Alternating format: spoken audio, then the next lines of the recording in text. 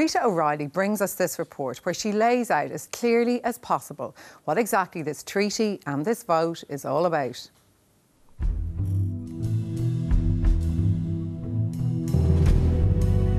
Back to the polls. On May 31st, voters will decide if a treaty designed to bring stability to the euro is up to the task, and if Ireland will be bound by it.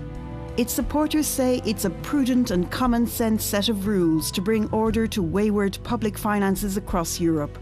Its opponents say it's a straitjacket that common sense would suggest a debt-burdened Ireland should not put on.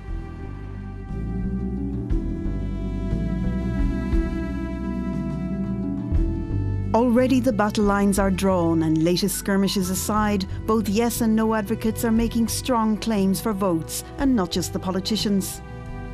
The main danger is that it would lock in austerity for a generation. And given that, I think many people would believe that it's just simply not achievable, either economically or politically. Irish people should look at this clearly and say, this is a vote on whether or not we want to be full members of the European Union, full members of the euro currency. Both sides, too, have their share of ambiguous or reluctant voters. There are huge flaws in it. It's an awful document.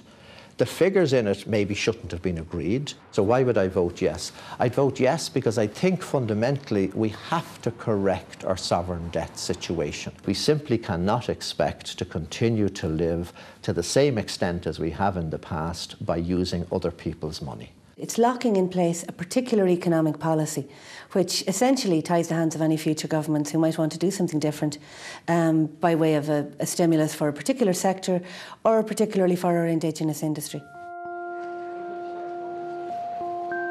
But prudence is the new watchword. Recent history shows that most European governments have not managed their budgets as a responsible household would, leading to excessive borrowing and spending, large deficits and mountains of debt.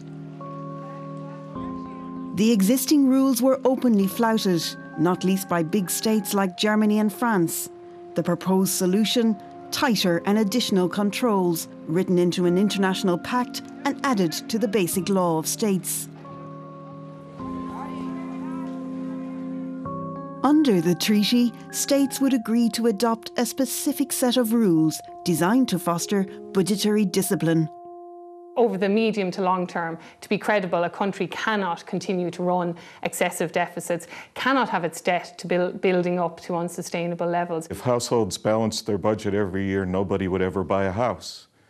Secondly, countries are not in fact like households. If countries, on the other hand, cut back on spending, especially in bad times, they shrink their economy and make savings even harder to achieve. But the treaty would install in our basic law a balanced budget rule, and two terms are key to this. One is deficit, where the government spends more than it takes in. The other, gross domestic product, or GDP, which is the total value of what the economy produces in a year. Under the rules, Ireland would commit to a budgetary position that was either balanced or in surplus. A balanced budget usually means a government spends no more than it takes in. The preamble to the treaty reminds us that already Ireland and other states have agreed to ensure their deficits do not exceed 3% of their gross domestic product. 3% rule means is that in any one year, what the country spends and what the country takes in revenue cannot be any more than 3% of the GDP in that year. But the treaty adds another rule: a lower limit for the state's structural deficit of 0.5% of gross domestic product, and views are divided on this. Measuring the structural deficit is quite difficult, but in principle it is a very good measure to try and adhere to, or to try and at least identify, are there things that we are doing within the economy outside of the economic cycle that would be putting us into deficit. Because if there are, these are the type of things that should be stripped out. It's reasonable to get to an objective over a particular period of time. It's another question as to whether the objective itself is reasonable. Under the treaty, when the ratio of government debt to our gross domestic product exceeds 60%, we would reduce it down towards 60 at an average rate of 1/20th per year. That is, we would reduce total government debt to 60% of the value of what we produce. Even if we didn't have the fiscal compact, all those rules are still there in terms of the 60%, the 3%, and some notion of balance in the public finances separate from the 3%. Having a tight rein on it is not a bad thing, but these are the wrong rules, because these rules are focused on driving down the deficit, driving down the debt relative to GDP, to the exclusion of stimulus measures. And at the moment, you can't starve your way out of a famine. Current forecasts for 2015 show the adjustments that would face us. Our structural deficit is forecast to be 3.7% of GDP. From 2016, Ireland would have to reduce that down towards 0.5% in a timeframe to be agreed. In addition, the current forecast for 2015 puts government debt at over €206 billion and the gross domestic product at over €179 billion. That gives a debt to GDP ratio of 115%, which under the treaty would have to be reduced down to 60% at an average rate of 1/20th a year.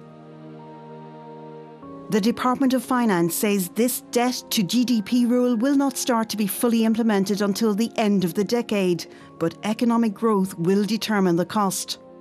For countries with large debts, bringing the debt down over the 20-year period is simply much too long. I think this is, in fact, really an unprecedented demand and a dangerous experiment, really. For someone to right now say that reaching 60% of our debt to GDP ratio and doing it over a 20-year period is unachievable, well, they have a better crystal ball than I do. Behind all this, reality. Accepting the treaty is a condition of getting a second bailout, should we need it, under the European Stability Mechanism. And the treaty's rules include an automatic correction mechanism when the deficit rules are disobeyed, with sanctions for that disobedience. The change in the correction mechanism now is that the Commission can automatically impose the fines unless the Council of Ministers say, no, you can't do it. Is the facility for any country which is a signatory to the Compact to report a non-compliant country and take them to the European Court of Justice. So they are now much harder in terms of law than the kind of soft law targets that were there before. Another reality. Behind the treaty stands lead advocate for prudence and stability, German Chancellor Angela Merkel, whose state happens to be bankrolling the bulk of the bailouts. It would be wonderful if we had been more prudent and thrifty and kept our fiscal matters in check at all times. But what's in here isn't exactly prudence. What's in the treaty is a severe limiting of the scope of the country to stimulate the economy. This is a miserable, reduce borrowing, try and control deficits, austerity, nasty, misery type treaty. But the criticism that I would make of people that say we shouldn't get into this straitjacket is that, one, we're already in the straitjacket by being in the Growth and Stability Pact, and secondly, what's the alternative? French election result notwithstanding, the treaty is due to go ahead on January 1st next, with or without us. Just 12 states need to ratify it, and this time we have no veto over it.